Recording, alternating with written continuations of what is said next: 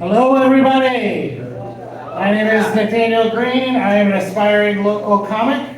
I'm really happy to be here. I've done a lot of open mics before. I've never had to follow somebody covering Jimi Hendrix. That is pretty fucking intimidating, bro. How long have you been playing guitar? That was really impressive. I started when I was in 8th grade, so it's been like 15 years. Impressive, man. Keep going. That was awesome. Yeah, Jimi Hendrix. Most of the times I see a white guy trying to cover Jimi Hendrix, it looks like a hate crime. Buddy, leave it alone. That's Jimmy. Anyway, I just wanted to tell a couple of funny stories. I think a couple jokes I've written recently. I'm a newly single dad at 40, and guess what? I don't have it all figured out. I'm still making mistakes left and right. This morning I was late for the second morning in a row to drive my 8-year-old daughter off at school. And we're driving in the car, and I'm trying to talk to my daughter about it. I was like, I spend the whole morning asking if you've done an X, Y, and Z and are ready to go.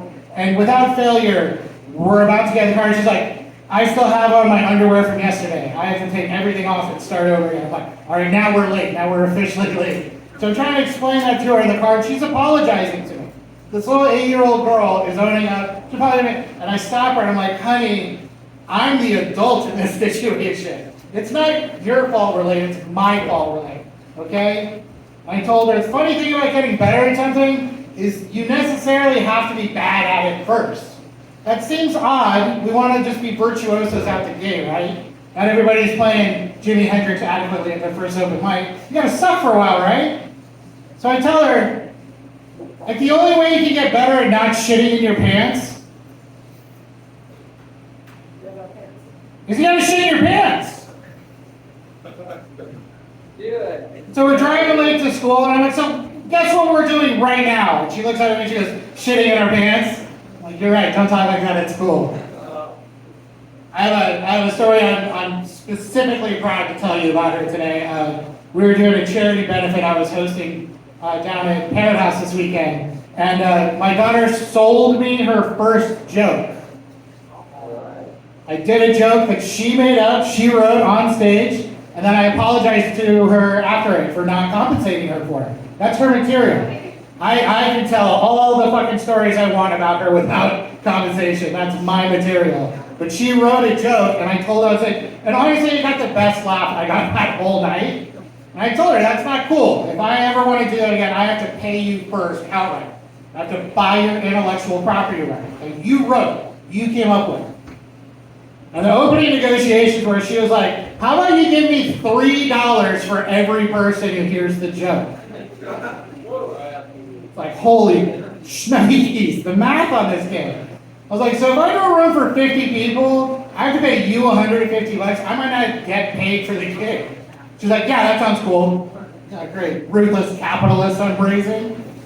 And so I told her, how about $20? I buy it outright. You can tell the joke whenever you want. It's still your joke, but I own the right to do it too.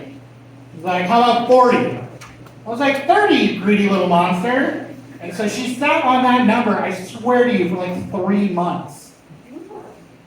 And every other aspect of this 8-year-old blonde little beautiful daughter of mine, every other aspect of her life, she just goes through life like a goldfish, just blinking out of existence. She was hardcore negotiating with me for 3 months about this number.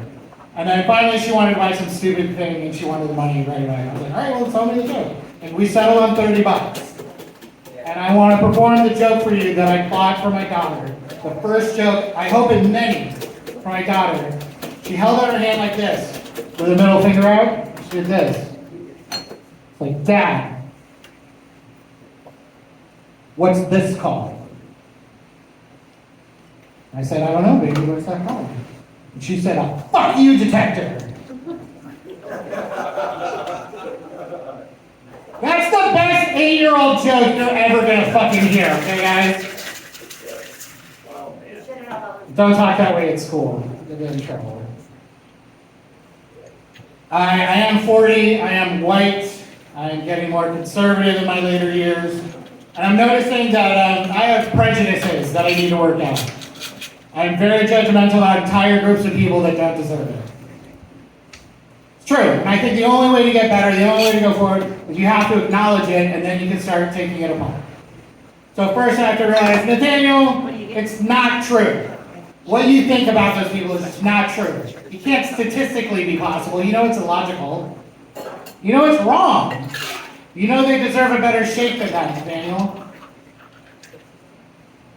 But I swear, every time I see someone over the age of 30 riding a bike, I think that they got a DUI. But not every nigga on a bike got to do, you know what I mean? I joke did as good in Roseburg as I expected it to. I would have to say, if I had to point it out, if I had to pin down my favorite thing about performing cunnilingus on a woman during her period, if I had to pick one, it's after when I'm shooting bloody star rockets out, I get to wonder who made them. Those are all of my new jokes. Thank you for putting up with me, Roseburg. I hope you have a good night.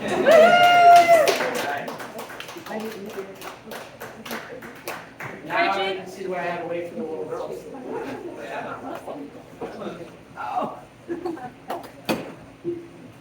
Good job. Thank you. Hey, it felt